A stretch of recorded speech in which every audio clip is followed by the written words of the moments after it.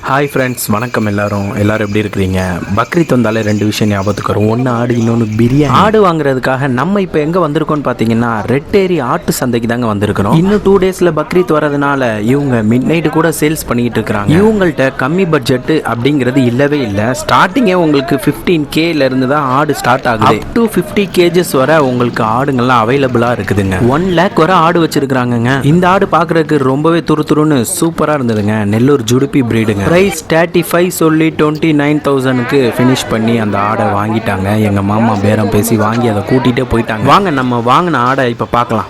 இது live wait வந்து ஒரு 55 kg 60 வரும். எங்கள் தெருல என்ன பண்ணியிருக்காங்க பாருங்க. ஆட்டை பாருங்க. டிவிக்கு ஆடா இது பாருங்க.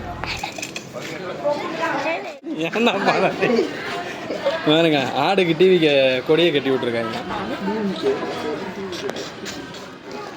இவன் தான் டிவிக்கு பாய். இவன் இப்போ நம்மளுக்கு ஹாப்பி பக்ரீத் சொல்ல போகிறான். சொல்கிறா. நெக்ஸ்ட் வீடியோவில் மீட் பண்ணுறேன். பாய், டாடா.